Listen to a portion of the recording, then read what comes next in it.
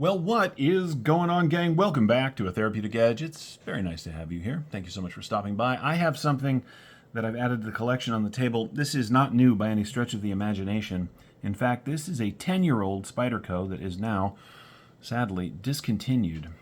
This is the Domino, and this is a fantastic pocket knife. I got a thing for older, weird Spydercos. I have a bunch, but the two that I have handy, I have the Super Leaf here, which if you like some of the newer Spydercos, you'll recognize the patterning. This is sort of the first of them. And then, of course, there's the Rock, which is just interesting. Spyderco used to be a little more fearless. Nowadays, they tend to make the same thing over and over again in sprint runs and in different colors. But, you know, in the end, how many of these can you own? So back in the day, they were trying it out. So 10 years ago or so, frame locks were the new thing. Titanium was the new thing. They were desperately trying to get on board, and so they created the Domino. And that's before my time, at least in Spyderco. And I stumbled across this the other day and did some trading for it, and it is very cool. I will be putting on a much better pocket clip. Thanks. But let's take a look at what you do get. These were... How much were these? These were about $215 or $225, and that was 10 years ago. That was no joke. It's really well made. It is all titanium with their sort of peel ply carbon fiber on the show side, and this has actually got texture, which I think is very cool. Let's pop it open and take a look. No surprises, right? It is a very traditional Spyderco shaped blade.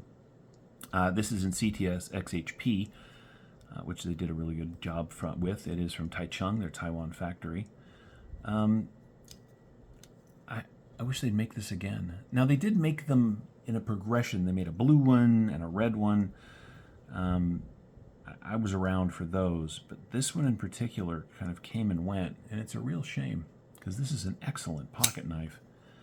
Very comfortable, right? It's got that fantastic Spyderco leaf blade. If you liked the Para 3, then you would have loved the Domino. Very similar cutting profile, just in a...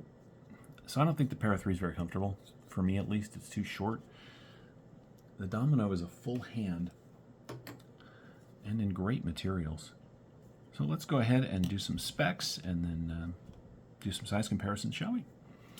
You get, in very sort of Spyderco fashion, you get probably 2.8 inches of cutting on 3¼ inches of their CTS-XHP. In Spyderco tradition, it's got a lovely choil in the front, a great spot for your thumb right there. Knife overall, from tip to tail, you're looking at 7.5. So mid-size knife. Closed length, 4.5, so not bad. It eats up a lot of pocket.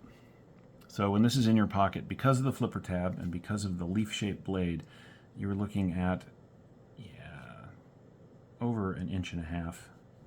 And as Nick Shabazz says, does have a fairly noticeable pocket pecker on it. It'll be banging into things in your pocket. Although I will say that this is crowned and rounded. There is no jimping. So it's relatively soft. There's nothing sharp, but still, it is a piece of metal that's going to be banging into stuff in your pocket. It's got a standard Spyderco spoon clip on it. It is the traditional 3-hole pattern, and I do have alternative pocket clips for that, so I'll be putting a deep carry on here as soon as I get a chance, which should be nice. The titanium is a nice dark gray, and of course it does have a lanyard tube for the lanyard fans out there. Let's do some size comparisons. You already saw some of this. Okay. Well, there it is against the Para 3. Very similar amount of cutting, right?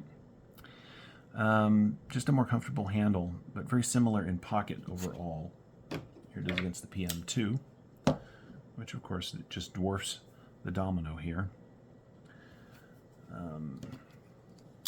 Might as well bring that Super Leaf back out, right? Super Leaf is a VG10, which Spyderco was very much in love with, 12, 13 years ago. If you're into more of a Benchmade design, here it is against the full sizes, the Ritter Hogue, which is basically a full-size Griptilian. And here it is against the mini grip, or in this case, the mini Ritter Hogue. As you can see, it's a much bigger knife than that. I love this thing. I have some knives that I collect that I don't end up carrying because they're rare or hard to find, but I gotta tell you, the way this thing is built and the way it feels in my hand, this is going to get an awful lot of pocket time. It is really nicely done. The shape of this handle, it does, I know some people don't like, this sort of forced forward choil. Oh, check this out. So it does have a steel lock bar insert, so you're not just on titanium, but it's enormous, comes all the way down to here. It's a plate that has jimping on it, which is really nice. It's well sorted and well thought out, easy to access. Somebody on the internet, as soon as I posted pictures of this, what they did is they actually rounded off the flipper nub just a little bit so that it's level with the frame right here, which leaves it apparently enough on this side that you can still flip it. Now, I'm not going to modify this, but I thought that was very cool. A little bit of personalization that went fairly well. Fairly simple construction. It's got 3 barrel spacers with what look like at least T8s, which is nice considering everything else was T6 back then. And of course the lanyard tube. If you're going to take one of these apart, be careful. These lanyard tubes are often compression fit, which means they are kind of a pain in the rear to take apart. Again, I won't be taking this one apart anytime soon unless something goes seriously wrong. But if you wanted to, and they did make aftermarket scales for these for a while. I just think this thing is cool. Let's take a look at how much of that CTS-XHP you get. I know what I'm doing. Shh, I'm a professional. There we go. It is 1.145 inches, or